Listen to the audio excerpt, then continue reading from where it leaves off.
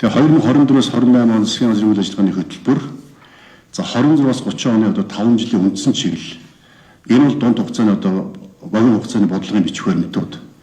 Үүнийг л хэрэгжүүлэх нь засгийн газар одоо яамдууд за мөн одоо аймаг орон нутгийн удирдлагууд та бидний одоо үндсэн гол бодлого зорилго үндсэн одоо хэрэгжүүлэх ёстой чиг үүрэг болно.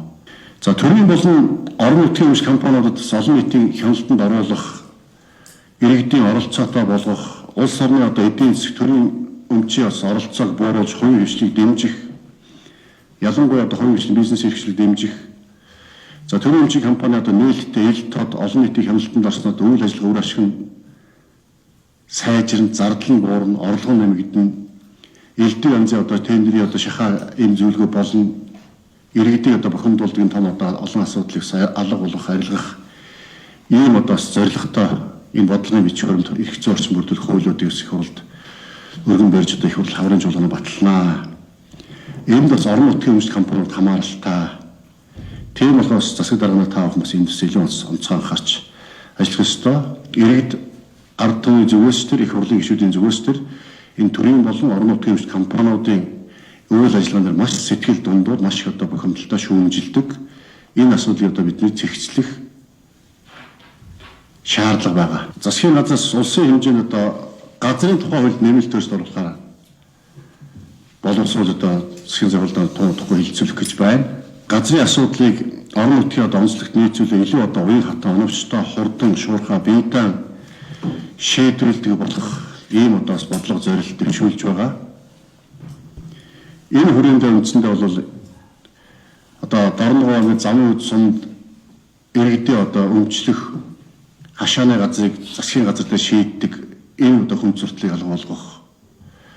За одоо Баян-Илгийн аймагт үйл ажиллагаа болгож аж ахуй нэгжийн одоо үйлдвэр байгуулагч газрын асуудлыг засгийн газар шийддэг. Энэ одоо тогтолцоог одоо хэд төвлөрүүлсэн тогтолцоог задлах, орон нутгад эрх мэдлийг бас шилжүүлэх, энэ хүрээндээ бас тодорхой эрхийг орон нутгад шилжүүлэх. Ингэснээр бас орон нутгийн удирдлагууд маань цаг алдалгүй төргөн шуурхай энэ газрын асуудлаа шийдвэрлэдэг байх. Энэ бололцоо боломжийг бүрдүүлэх ийм зорилготой. За ингэснээр бас иргэд аж ахуй нэгжүүдэд илүү шуурхай чирэгдэлгүй газар эзэмшүүлэх, ашиглуулах, өмчлүүлэх асуудлыг бас орон нутгийн удирдлагууд шилжүүлэх ийм одоо бодлого зорилтөнд явж байгаа гэдэг та бүхэндээ сонсолж хэлье.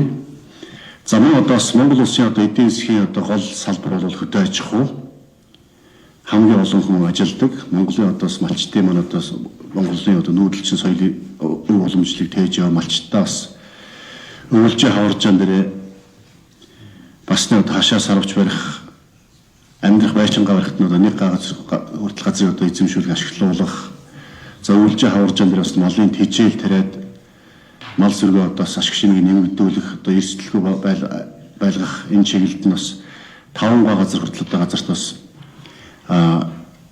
тэжээл тарих ийм бас бололцоо боломжийг бий болгох иймэрхүү одоо мөн тулгамдсан одоо хэд хэдхэн зохицуулалтыг яаралтай хийж хэрэгжүүлэхээр бид нас газрын тухай хуулийн төсөл боловсруулж нэмэлт өөрчлөлтийг цаашлаад бол газрын одоо хуулийн бас шинжилсэн хариулгыг өсөргөн барихаар бэлдэж байгаа. Тэгэхээр энэ яаралтай энэ хаврын чуулганаар энэ асуудлуудыг шийдэхээр бэлдэж байгаа гэдгийг та бүхэнд бас хэлье.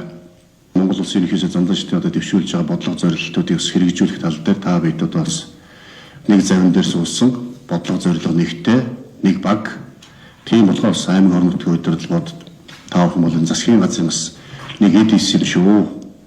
Тийм болохоос бас хамтарч бодлого зорилгоо нэгтгэж үйл ажиллагаагаа сайжруулж ард иргэдийнхээ бас оролцоо иргэдийнхээ хяналтыг дээшлүүлж төр итгэх ард иргэдийнхээ итгэлийг нэмэгдүүлэх сэргээх энэ төрлийн одоо бодлого үйл ажиллагаа бас шин шатанд гаргах энэ ажлуудад бас хамтарч ажиллахыг бас уриалж хүсэж байна.